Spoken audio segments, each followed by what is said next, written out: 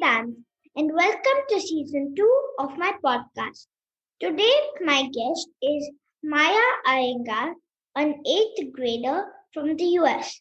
Maya was recently selected as an outstanding delegate at the YMCA Center for Civic Engagement's Model United Nations 2020.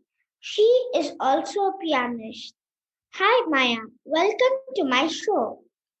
Hi, thank you for having me. How are you doing today? Good, I'm doing good. I'm excited to have you on my Yeah, show. same here. So, Maya, congratulations on your recent achievement. I'm curious to know what is the Model United Nations? So basically they have this um this government program in the whole world, but it works differently in different states and different countries. So in our state, they have these two things called Model United Nations and Youth in Government. So one of them is for the all of the countries, or for you to represent countries in the world.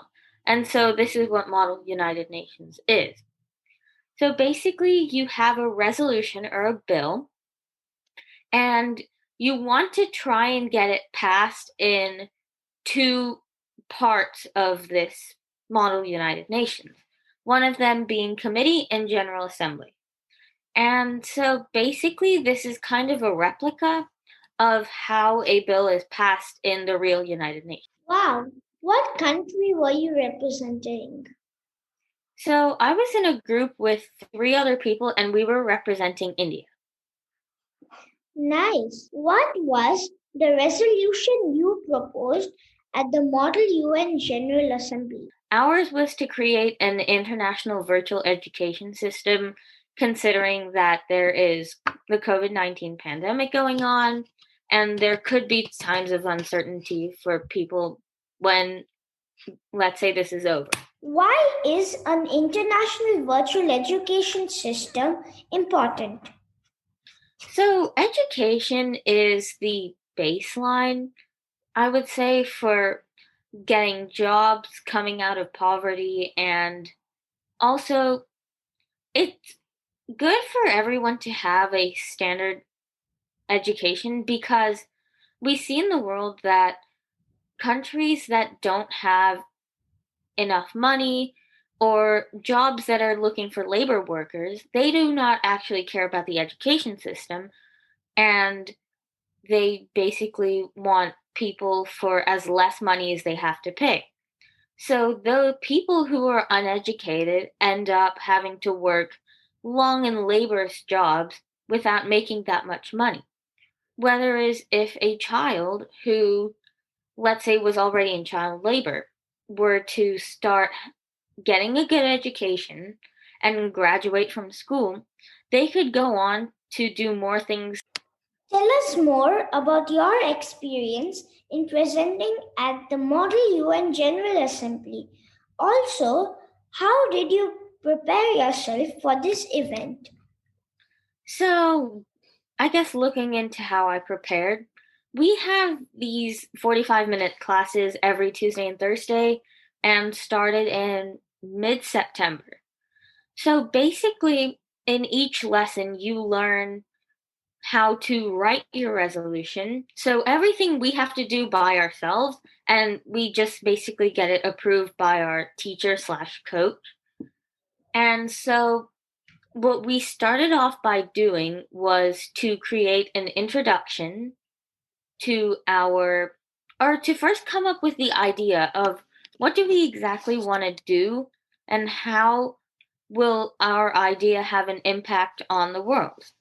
And taking that into consideration, we would start writing a resolution and coming up with good facts to put in there. So basically, in a resolution, you have to state what you want from the UN and basically statistics saying, like, for example, for mine, we put illiteracy rates and we put unemployment rates and technology rates because of it's a virtual education system. And so after writing the resolution, we would move on to writing our introduction, which I can explain more when we get to the presenting. So we would write our introduction, our conclusion, and also come up with a list of questions that we think people are going to ask us in the technical questions part, which is like, what's your GDP? What's your infant mortality rate? And quick questions, and what would be in pro con debate. Now, the thing is, for our Model United Nations, we're not only presenting a resolution, but we have to debate with other groups too. So, in preparation, around 2 weeks before the conference, what I basically did was look through all the resolutions I need to debate with and come up with questions and points that I want to bring up.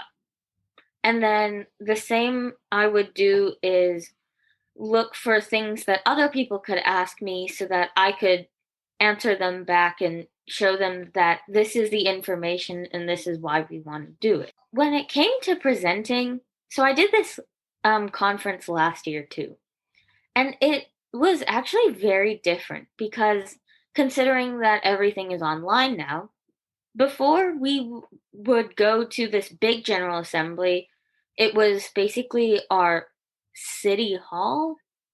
So you would present it to a large group of people, probably 100 or 200 people. And so basically you have these placards and you raise them and the chair calls on your name. But considering that this was on Zoom, we had to use the raise hand option, which may not seem like a very big deal. But when it came to actually being chosen or even being recognized by the person choosing, it was very difficult because there is, of course, bias. But I think it was a pretty good experience to see how things would work in real life. When you wrote your resolution, like in the class, would you all do it individually or would you do it in the group like how you presented it? So basically, each group would have 3, 4, or 5 people in it. And so we would all write the resolution together and then split the roles up. So, like, I would be doing the debate portion, my other group mate would be doing the technical questions, one of them would do the introduction, and the other one would do the conclusion. You have lived in the UK, Singapore, and now the US. Which is your favorite country? How do you feel having lived in 3 different continents? So, I guess it would be hard to differentiate or like compare between the UK, Singapore, and the US only because I was only 5 years old when we moved out of the UK, so I don't remember a lot. But I would say that in well, this also comes with like growing up, but in Singapore, things were a lot less stringent because of like the population and how they rule the country, etc.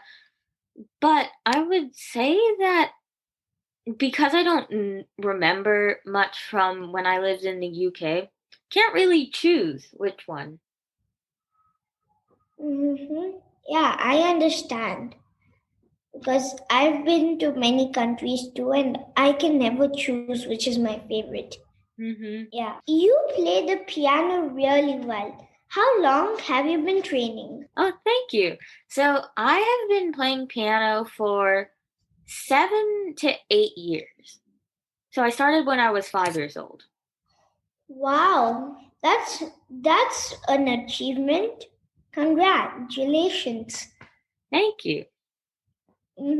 I was learning the piano, but then I needed to move to the US and then to Singapore. So I didn't get to learn that much. Oh, that's okay. You can always start again. I mean, it's fun to learn, and it doesn't matter what age you start. It's just how much you actually like doing it. And depending on how you learn and how much you actually enjoy doing it, learning it could take less time than you actually think. Mhm. Yeah, like so I earlier I was scared of swimming, but and I thought it would take a long time, but now it actually takes quite a short time to learn swimming. Yeah. hmm So it applies the same for the piano. Yeah. I mean, I used to be scared to do a lot of things, but then I think once you are not necessarily scared, but just reluctant to do stuff, so then after you do it once, like for example, the Model United Nations, I was very hesitant to do it because it seemed like it was a very scary thing. There would be kids older than me from all over the state. So it was very intimidating. But then, like, once you actually do it, it's pretty fun. hmm Yeah, it would be really fun for me to like go in front of the public and speak. Mm-hmm.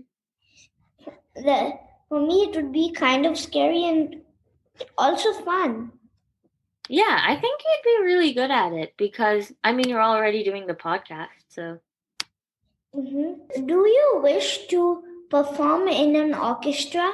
it seems like it would be like one of the most coolest experiences only because you're in this like big hall with all different instruments behind you creating like big music. Like I guess the difference between a solo and a concerto, which would be with an orchestra or symphony, is that it's not just you on stage. So it's like you feel like there are more people with you and it feels pretty good.